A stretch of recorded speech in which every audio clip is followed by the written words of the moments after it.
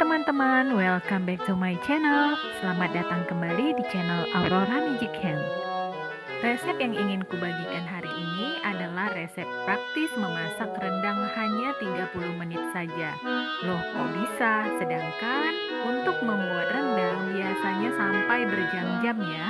Namun, kali ini kita mempunyai trik khusus yang bisa teman-teman pakai. Dan ini sangat berguna sekali buat ibu-ibu pekerja atau untuk pelajar yang sedang ngekos mungkin di luar kota tetapi ingin memasak rendang sendiri. Ini adalah tips yang benar-benar bisa digunakan dan sangat cepat sekali memasaknya. Sebelum mulai memasak, teman-teman harus mengikuti tips-tips yang ada di video yang saya bagikan hari ini. Yang harus disiapkan adalah mengungkep ayam terlebih dahulu, kemudian membeli bumbu yang sudah jadi di pasar, dan kemudian teman-teman harus memerah santannya terlebih dahulu dan seluruhnya disimpan di kulkas. Untuk yang penasaran, ayo teman-teman langsung saja tonton video ini sampai selesai dan ikuti semua tips-tips dan cara memasak rendang ayam secara praktis, tidak pakai lama. Tapi ini hanya berlaku untuk rendang ayam ya teman-teman. Tetapi untuk rendang daging ini disarankan tetap menggunakan cara yang biasa. Cara yang bisa sampai 4 atau 5 jam agar bumbu meresap. Untuk pengecualian rendang ayam bisa dilakukan tips ini. Langsung saja tonton videonya.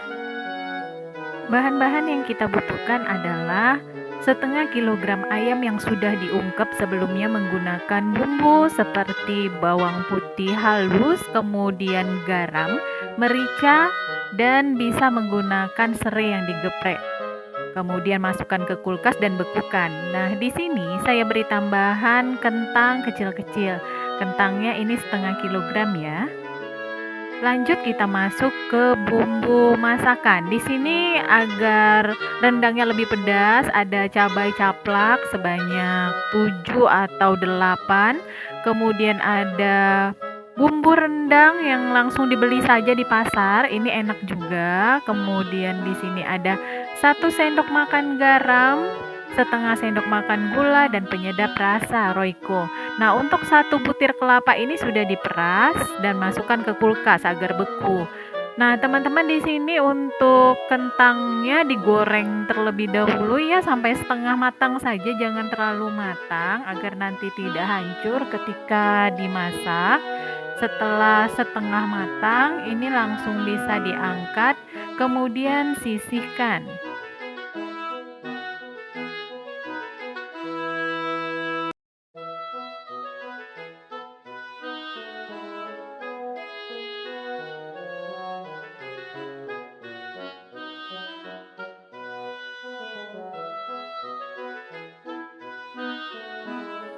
Lanjut bumbu rendang yang kita beli di pasar yang sudah jadi ya bumbu rendangnya ini langsung ditumis saja ya teman-teman.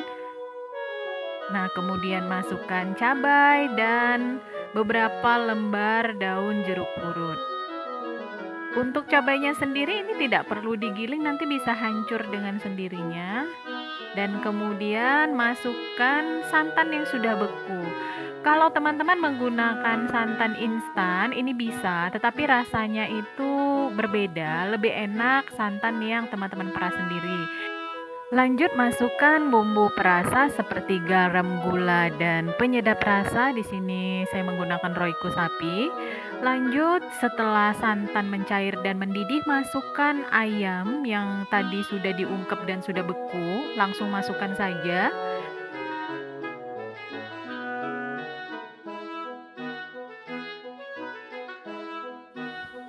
Lanjut masukkan kentang yang tadi sudah kita goreng dan aduk kembali, kemudian biarkan sampai airnya mengering. Pada tahap ini untuk kompornya bisa dikecilkan ya teman-teman, kita menggunakan api kecil saja agar tidak gosong dan seluruh ayam bisa menyerap bumbu dengan sempurna. Nah, teman-teman bisa lihat ya airnya sudah berkurang dan ini tidak sampai 20 menit teman-teman sudah seperti ini. Nah, ini sudah sekitar 25 menit, airnya sudah mulai kering dan ini diaduk terus teman-teman agar sampai keluar minyaknya dari kelapanya. Jika teman-teman ingin tekstur dari bumbu rendangnya lebih hitam lagi, ini bisa lebih lama lagi ya teman-teman mengaduknya.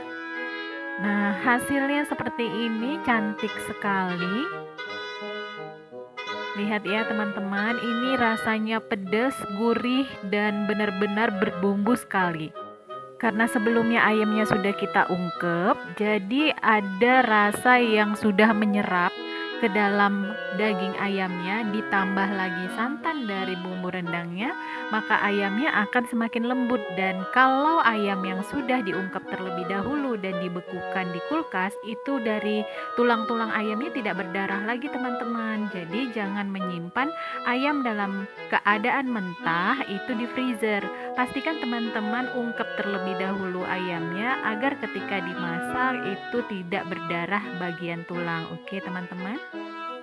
Untuk resep masakan ini sangat bisa ditiru di rumah ya. Untuk anak kos juga ini sangat praktis. Jadi bisa disimpan dan sampai beberapa hari dipanasi lagi juga lebih enak, dimasukkan ke kulkas.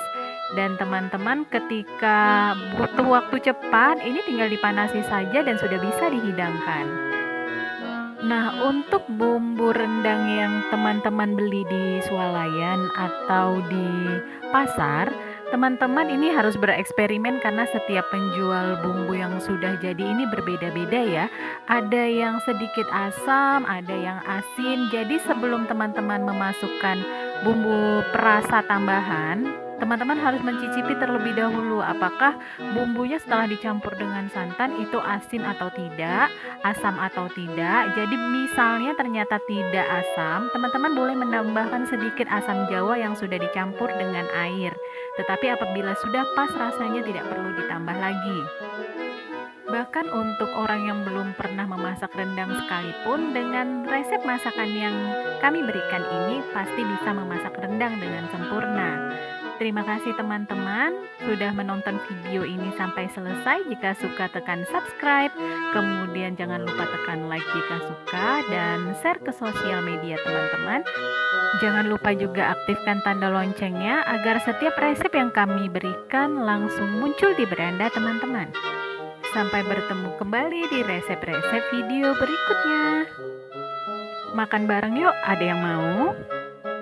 Ini enak banget loh. Rasanya mantap.